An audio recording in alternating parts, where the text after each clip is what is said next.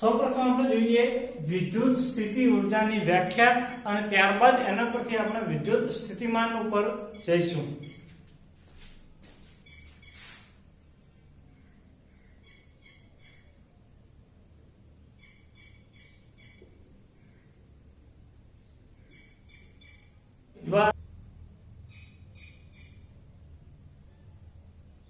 કોઈ વીજભાર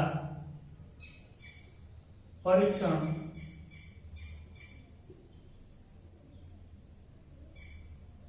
Q ને આપેલા વિદ્યુત ક્ષેત્રના કોઈ પણ બિંદુ પાસે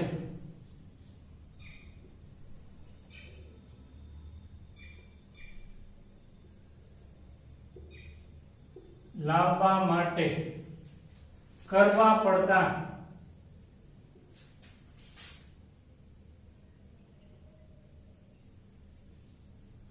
કાર્યના ઋણ મૂલ્યને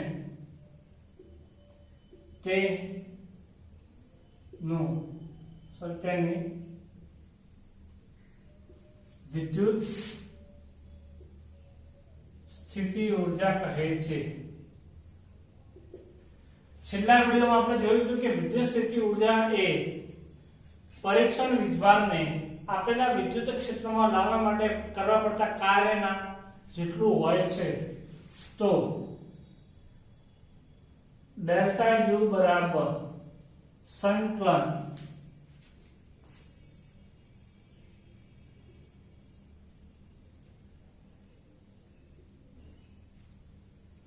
આ રીતે લખી શકાય. બરાબર છે. એટલે કે પરીક્ષણ વીજભારને આપેલા વિદ્યુત ક્ષેત્રના કોઈ પણ બિંદુ પાસે લાવવા માટે કરવા પડતા કાર્યના ઋણ મૂલ્યને તે બિંદુ પાસેનું શું કહીશું? વિદ્યુત સ્થિતિ ઊર્જા. હવે આ ઊર્જા જે છે એ ડેલ્ટા U એ બે બિંદુઓ વચ્ચેની સ્થિતિ ઊર્જાનો તફાવત આપશે. જ્યાં ડેલ્ટા U બરાબર UP UR બરાબર છે. હવે જો આપણે આ સ્થિતિ ઊર્જા જે મળી છે એ સ્થિતિ ઊર્જાના પદમાં એના છેદને આપણે Q વડે ભાગીએ તો એટલે કે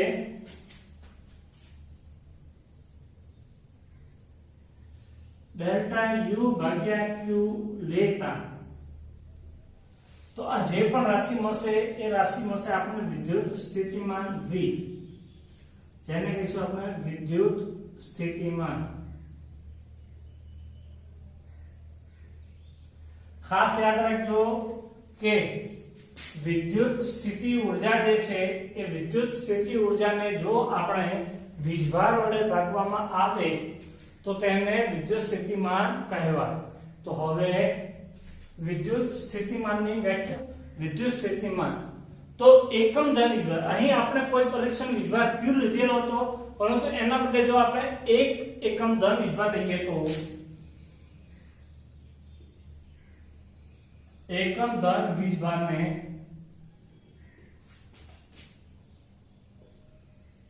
આપેલા કોઈ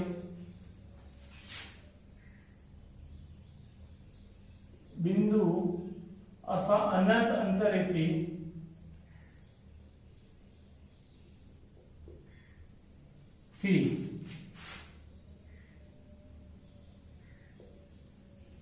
આપેલા વિદ્યુત ક્ષેત્રમાં લાવવા માટે કરવા પડતા કાર્યના ઋણ મૂલ્યને તે બિંદુનું વિદ્યુત સ્થિતિમાન કહે છે. ખાસ યાદ રાખજો કે કોઈ Q વીજભાર આપેલો હોય તો વિદ્યુત સ્થિતિ ઊર્જા મળશે અને એકમ ધન વીજભાર આપેલો હોય તો આપણને વિદ્યુત સ્થિતિમાન મળશે. બરાબર છે. તો વિદ્યુત સ્થિતિમાન આની બીજી વ્યાખ્યા અથવા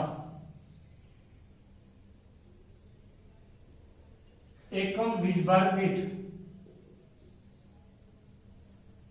મળતી વિદ્યુત સ્થિતિ ઊર્જાને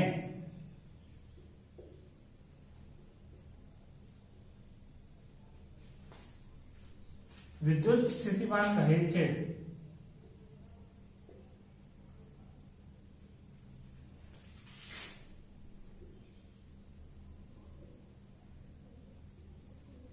એટલે કે વિદ્યુત સ્થિતિમાન V બરાબર આપણે ડેલ્ટા U અપોન Q પણ લઈ શકીએ.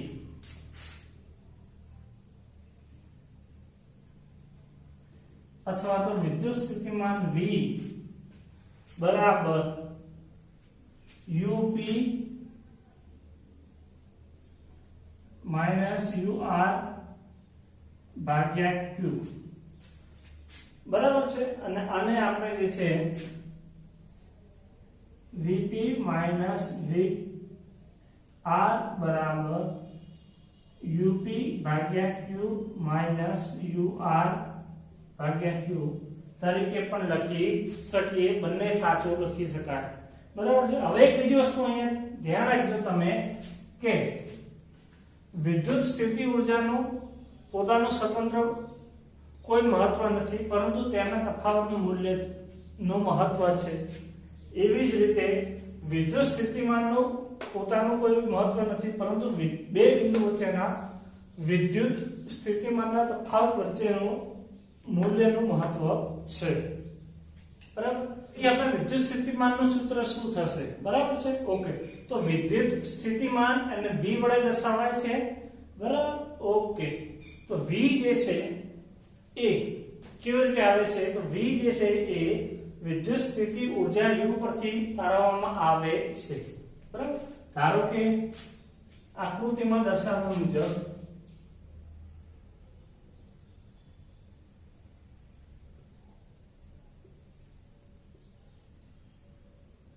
કોઈ એક આકૃતિની યામ બિંદુ છે, ત્યાં એક પ્લસ Q વીજભાર રહેલો છે. આ પ્લસ Q વીજભાર જે છે ત્યાં એનાથી અમુક નિયત અંતરે P અને પછી દૂરના અંતરે R બિંદુ રહેલું છે. તો હવે એકમ ધન વીજભારને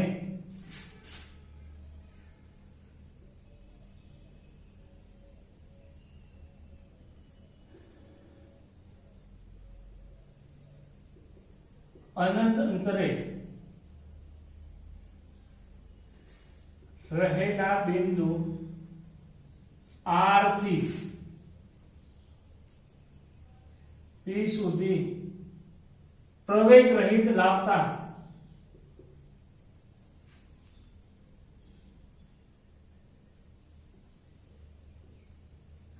થતું કાર્ય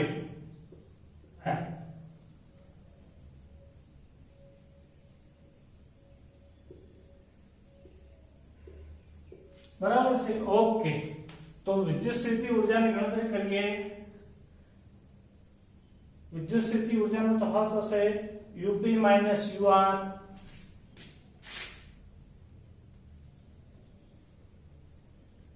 અને આ કેટલો થશે? તો કે ડેલ્ટા U જેટલો.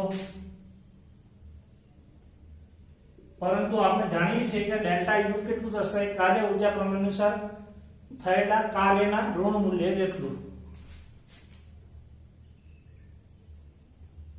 ડેલ્ટા U બરાબર મળશે F into ડેલ્ટા R. બરાબર છે. હવે આ F જે છે એ આપશે આપણું વિદ્યુતીય બળ. બરાબર. તો UP માઇનસ UR બરાબર બળનું સૂત્ર થશે Q into E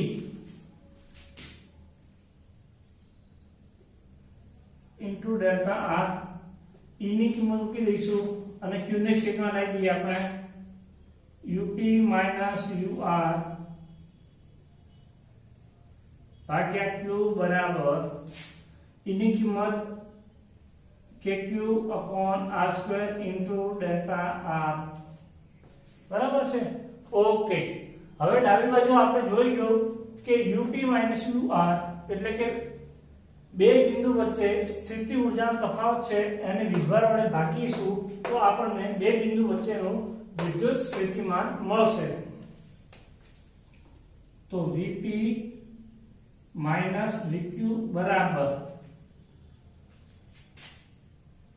delta VPQ sorry R બરાબર PR બરાબર KQ/R² dr. હવે આ જે છે એ સૂક્ષ્મ સ્થાનાંતર dr છે. આપણે તો કુલ સ્થાનાંતર લઈ લેવાનું છે. તો સંકલન લેતા બરાબર છે. તો Vp VR બરાબર આ જો આપણે શું લઈ લઈએ સંકલન ઇન્ફાઇનાઇટ થી p સુધીનો KQ/R² dr r કેરેટ બરાબર છે. ત્યારબાદ હવે આપણે આગળ વધીશું.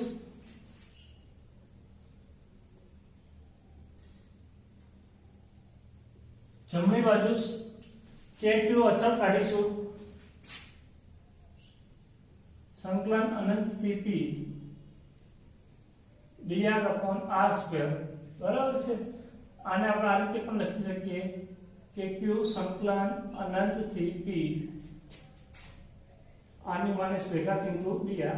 સંકલન નિયમ આપણે જાણીએ છીએ Vp VR બરાબર KQ એમના એમ અચળ છે.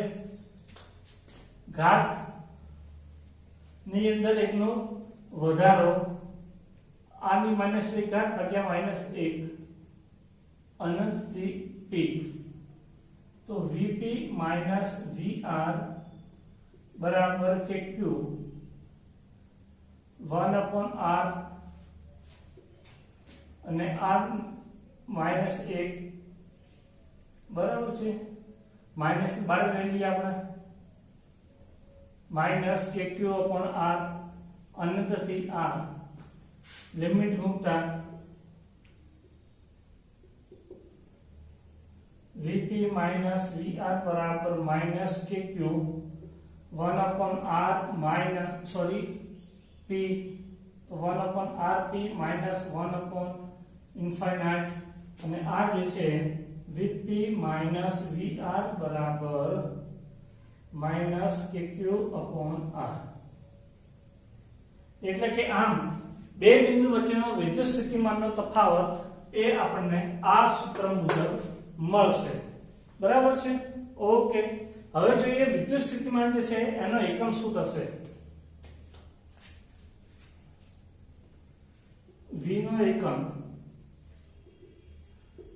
વોલ્ટ અથવા તો આ વ્યાખ્યા ઉપરથી V બરાબર ઊર્જાનો એકમ થશે જૂલ અને વીજભારનો એકમ થશે કુલમ. તો જૂલ પ્રતિ કુલમ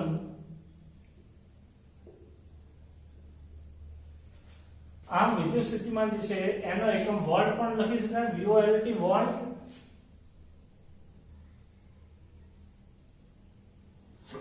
અથવા જૂલ પ્રતિ કુલમ એ પણ